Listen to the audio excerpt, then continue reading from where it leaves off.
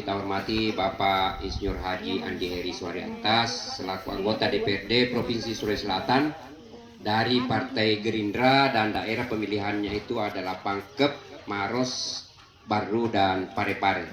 Alhamdulillah beliau saat ini ada di DPR itu sudah 4 periode. Dan alhamdulillah kegiatan-kegiatannya seperti ini itu terus menerus kita lakukan ya.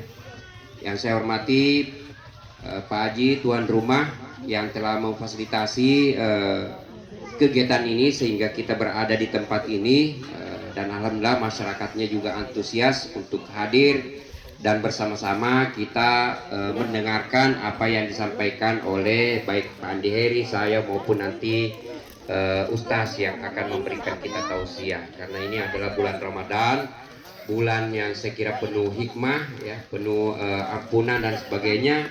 Itu perlu kita isi dengan kegiatan-kegiatan keagamaan, kegiatan-kegiatan yang produktif seperti yang sekarang ini.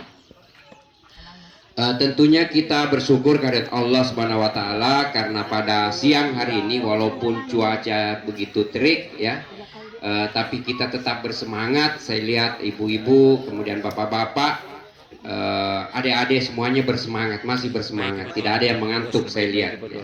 Itu tandanya ibadah puasa kita ini insya Allah berkah ya. Saya kira saya langsung saja dan tidak berlama-lama juga memberikan materi, karena saya yakin bahwa sebenarnya kita semuanya sudah tahu apa yang tertulis ini adalah nilai-nilai kebangsaan ya. Karena seumur-umur kita ini pada zaman kita masih sekolah baik SD, SMP maupun SMA, itu kita masih selalu belajar Pancasila, belajar Undang-Undang Dasar 1945. Kita selalu juga diajarkan Bhinneka Tunggal Ika ya, berbeda-beda tapi tetap satu. Dan saya kira itu adalah 3 pilar yang sekarang ini selalu dikampanyekan atau disosialisasikan oleh pemerintah ya. Kenapa itu disosialisasikan? Karena kita saling mengingatkan saja. Apalagi sekarang ini kan sudah zamannya zaman informasi yang tidak bisa lagi dibendung ya, tidak bisa lagi disaring. Semua informasi bisa masuk ke kita melalui handphone atau melalui yang kita pegang sehari-hari. Nah, sehingga pemerintah menganggap bahwa Bapak Ibu yang ada di DPRD baik provinsi maupun pusat itu wajib untuk melakukan sosialisasi kembali terkait dengan nilai-nilai kebangsaan. Dan saya yakin Bapak Ibu selaku masyarakat di Kecamatan Labakang ini sudah paham sebenarnya ya, apa itu Pancasila, kandungan Pancasila, 5 dasar negara kita yang ada di Pancasila, mulai dari ketuhanan yang Maha Esa, itu semuanya kita sudah paham. Tapi kewajiban kita sekarang atau apa yang kita harus lakukan sekarang kepada generasi-generasi kita, kalau kita tidak khawatir ya, kita tidak khawatir kalau seumur-umur kita, karena kita memang dari dulu sudah disampaikan bahwa di dalam Undang-Undang Dasar 1945 itu terdapat minimal 7 nilai kebangsaan. Ada 7 nilai kebangsaan, kita sudah paham semua. Tapi yang menjadi kekhawatiran negara adalah generasi kita mendatang. Oleh karena itu Bapak Ibu yang hadir di tempat ini menjadi penyambung ya, menjadi penyambung lidah dari Bapak anggota DPRD maupun siapa saja yang memberikan sosialisasi kepada kita untuk menyampaikan kepada generasi-generasi kita mendatang. Ya, anak-anak kita di rumah baik yang SMA maupun yang SD, apalagi yang masih kecil-kecil, itu terus-menerus kita harus tanamkan jiwa-jiwa kebangsaan, nilai-nilai kebangsaan. Nah, kebetulan sekarang ini kita berada di bulan suci Ramadan. Oleh karena itu, temanya yang diambil dalam sosialisasi ini adalah tema keagamaan. Karena kita tahu dalam 7 nilai kebangsaan di dalam Undang-Undang Dasar 1945 itu yang sudah diamandemen juga, itu ada nilai keagamaan atau nilai religius ya. Selain tentunya nilai-nilai yang lain. Nilai-nilai yang lain itu ada nilai kemanusiaan, nilai produktivitas, nilai menjunjung tinggi hukum dan kebersamaan dan sebagainya. Saya kira untuk hari ini kita lebih banyak membahas nilai-nilai keagamaan. Apalagi kita umat Islam berada pada bulan puasa, ya. Nilai keagamaan itu saya kira sudah diimplementasikan oleh kita. Apa nilai keagamaan itu di dalam nilai-nilai kebangsaan yang ada dalam pembukaan Undang-Undang Dasar? Seperti kita berhak menjalankan ibadah sesuai dengan agama dan kepercayaan kita masing-masing. Kita punya hak untuk berpuasa, kita punya hak untuk sholat bagi umat muslim, kita punya hak untuk tarwih, kita punya hak untuk melaksanakan ibadah-ibadah lain. Begitu juga penganut agama lain. Nah, misalnya mereka berhak ke gereja, mereka berhak merayakan hari-hari besarnya, misalnya Paskah, hari besar agama lain dan sebagainya. Semuanya itu punya hak. Dan oleh karena itu kita saling menghormati. Nah, kebetulan mungkin saya kira di daerah kita ini kita mayoritas, ya, bahkan mungkin 100% kita muslim.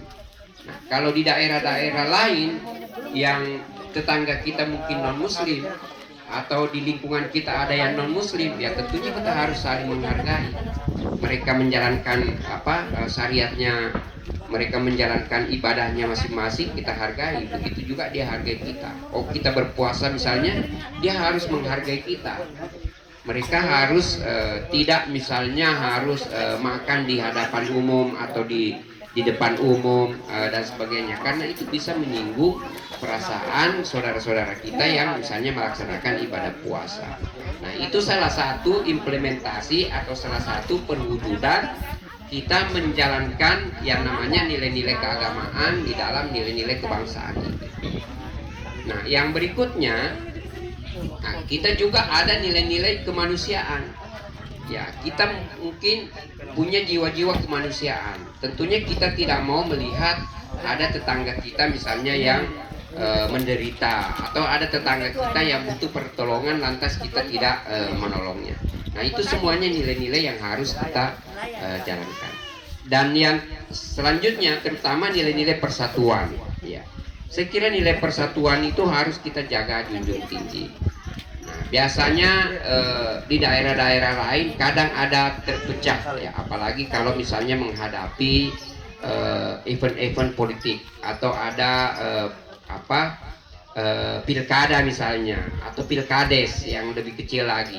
Nah, pilkades itu kadang kita lihat ada perpecahan, ya, walaupun kita satu kampung, satu desa, tapi pilihannya lain, lantas dia terpecah karena pilihannya berbeda. Nah, itu tentunya kita tidak harapkan. Boleh berbeda pilihan, tapi jangan sampai itu memecah belah kita sebagai seorang warga negara yang baik, penduduk desa yang baik, kemudian umat beragama apalagi yang baik. Nah, oleh karena itu nilai-nilai keagamaan kita itu perlu terus menerus kita jalankan, kita terus menerus implementasikan. Karena dengan nilai-nilai ajaran, apalagi kita umat muslim itu tidak pernah mengajarkan kita untuk berpecah belah. Ya, Nabi saja bertetangga misalnya dengan orang Yahudi, ya, orang yang berbeda agama, tapi mereka saling menghormati. Ya, kalau Bapak Ibu mungkin sudah sering mendengarkan ceramah di masjid, ya, pada saat sebelum tarwih, ya, banyak kisah-kisah Nabi yang toleransi terhadap agama lain. Banyak kisah-kisah Nabi kita Muhammad SAW yang sangat peduli dengan orang lain walaupun agamanya berbeda. Jangan seperti misalnya contoh kalau ada orang misalnya kecelakaan di jalan, terus kita berkerumun, terus kita cari misalnya siapa ini. Terus kalau bukan sekampung kita, bukan kita kenal, kita tidak mau menolong. Nah, mungkin itu suatu sifat yang bisa kita rubah. Ya, apapun siapapun itu, kalau dia membutuhkan pertolongan, apakah dia agamanya berbeda dengan kita, apakah dia daerahnya berbeda dengan kita, apakah dia sukunya berbeda dengan kita, tetap kita mengedepankan yang namanya jiwa kemanusiaan. Kita harus menolong dia, kita harus memberikan pertolongan pertama pada mereka. Nah, kembali lagi dengan keagamaan. Tadi saya sudah jelaskan, ya, bahwa ini bulan Ramadan, ya, tentunya nilai-nilai keagamaan itu kita tumbuh. Tapi kita berharap sebenarnya biar bukan bulan Ramadan, tetap kita jaga itu nilai-nilai kami. Tadi saya katakan bahwa kita toleransi, misalnya antar umat beragama, kita menghormati, menjunjung tinggi apa-apa yang misal mereka percaya, apa-apa yang mereka anut. Karena di Indonesia ini kita diakui semuanya. Ada beberapa agama yang diakui di dalam undang-undang. Artinya kalau kita resisten terhadap agama mereka, kita bisa melanggar undang-undang dan kita harus berhadapan dengan hukum. Biasanya seperti itu. Nah, selain itu ya tentunya menjalankan ibadah ya tentunya sesuai dengan kepercayaan kita masing-masing. Jangan juga dicampur aduk ya, karena nanti kalau campur aduk kan akan bisa menimbulkan juga persoalan-persoalan yang lain. Jadi saya kira itu tugas utama kita memang dalam rangka implementasikan nilai-nilai kebangsaan yang saya sebutkan tadi. Ada 7 diantaranya: nilai keagamaan, nilai persatuan, nilai kemanusiaan, nilai produktivitas ya. Kita juga harus tetap produktif. Nah kemarin alhamdulillah sekarang ini kita sudah tidak zaman corona lagi ya, bukan tidak zaman ya, artinya sudah menurun intensitas serangan corona terhadap kita, itu sudah menurun alhamdulillah. Tapi tetap kita harus jaga protokol kesehatan. Alhamdulillah kita semuanya di sini tetap menggunakan masker. Kita harus tetap mungkin tidak terlalu banyak bergerombol, bercerita ya, apalagi bulan Ramadan tanpa masker ya, karena itu bisa saja memunculkan penyakit. Kita tetap harus menjaga kebersihan, terutama misalnya menjaga kita harus cuci tangan. Kalau kita umat muslim kan 5 waktu ya, kita harus selalu cuci tangan, berwudu dan sebagainya. Itu salah satu kebersihan kita. Nah, dulu waktu zaman corona banyak ibu-ibu yang tidak produktif lagi. Kenapa? Karena perekonomian kita memang lesu pada saat itu ya. Banyak produksi-produksi yang tidak laku ya. Kita mau bawa ke pasar, pasarnya ditutup. Kita mau bawa ke swalayan, swalayannya ditutup. Sehingga kita tidak berproduksi. Mungkin ada ibu-ibu yang dulunya tukang jahit pada zaman corona istirahat ya. Tetapi kita harus tetap mencari alternatif produksi yang kita bisa hasilkan. Apalagi misalnya ibu-ibu di daerah sini kan daerah tambak ya, daerah ikan ya. Mungkin kita punya kegiatan-kegiatan, misalnya membuat kabut ikan kah, atau membuat bakso ikan kah, atau membuat ikan kering dan sebagainya, membantu suami. Nah itu ada nilai-nilai. Memang di dalam pembukaan Undang-Undang Dasar atau dalam Undang-Undang Dasar itu ada namanya nilai produktivitas. Nah kalau kita semua produktif, saya yakin negara kita itu bisa terbebas misalnya dari pengangguran, bisa terbebas dari masyarakat yang jauh di bawah garis kemiskinan. Nah, karena kita semuanya produktif. Nah, untuk misalnya produksi-produksi yang membutuhkan bantuan dari pemerintah atau membutuhkan support dari pemerintah, ya jangan segan-segan untuk menyampaikannya kepada anggota DPRD kita. Kita ada Bapak Insinyur Haji Andi Heri Suheri Atas ini selaku wakil kita di DPRD. Nah, DPRD itu kan tugasnya, salah satu tugasnya adalah bagaimana membuat anggaran, ya, budgeting, membuat anggaran bersama pemerintah daerah. Nah, kalau ada usulan-usulan Pak di sini ada kelompok wanita, misalnya kelompok wanita tani atau kelompok pengajian, kita mau berusaha, misalnya bordir atau apa, atau pelihara bebek. Kita mau pelihara bebek Pak di sini, karena di sini kan suasananya bagus, bebek bisa tumbuh berangkali di sini ya, bagus. Nah, kita mau pelihara bebek Pak, mungkin Bapak bisa menghubungkan kami dengan misalnya dinas peternakan atau dinas pertanian untuk dapat bantuan bebek. Itu bisa, silakan saja disampaikan ya. Karena kalau disampaikan kan ada yang ditunggu kan ya, daripada tidak disampaikan sama sekali. Nah itu nanti Pak Andi Heri bilang kan tidak pernah disampaikan, kita ke desa Bonto Masunggu tapi tidak. Nah, itu mungkin nanti bisa Bapak Ibu sampaikan apa-apa yang bisa itu juga sebenarnya tugasnya wakil kita di DPR, penyambung ya antara rakyat dengan pemerintah. Ada pemerintah yang mensupport rakyatnya melakukan pembangunan, ya tentunya ada anggota DPR yang bisa menyambungkan ya konstituennya. Saya yakin Pak Andi Heri tadi sudah disampaikan bahwa beliau sudah 4 periode, artinya sudah 4 kali mengikuti pemilu, ya, sudah 4 kali dipilih oleh masyarakat. Dan saya yakin di daerah sini banyak yang memilih beliau, apalagi tadi sudah disampaikan bahwa terus-menerus meningkat suaranya, artinya kepercayaan warga, kepercayaan kita semuanya di sini itu terus-menerus. Mungkin dulu kita tidak terlalu kenal Pak Andi Heri awal-awalnya, tapi pada pemilu kemarin mungkin kita sudah banyak kenal sehingga suaranya sangat signifikan naiknya. Nah begitu juga mungkin ke depan ya, pada saat beliau lagi maju ya, mungkin karena kita sudah Pak Andi sudah mengunjungi Bapak Ibu, sudah berkomunikasi, sudah menyampaikan sosialisasi dan sebagainya, nah, bisa kita pilih lagi misalnya, karena itu begitulah siklus anggota DPR, tiap 5 tahun kita harus pilih. Nah, tergantung nanti dari kinerjanya apa ya, kinerjanya tentunya sering-sering ketemu yang namanya konstituen.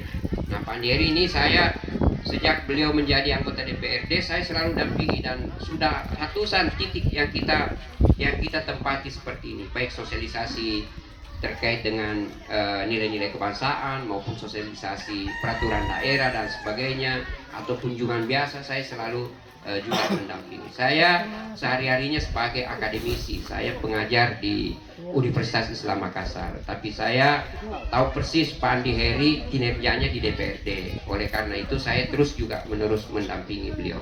Nah, kembali ke tema kita ya, saya kira saya jangan lama-lama karena nanti Pak Ustaz juga akan memberikan tausiah kita ya sebelum kita pulang masing-masing ke rumah untuk mempersiapkan buka puasa.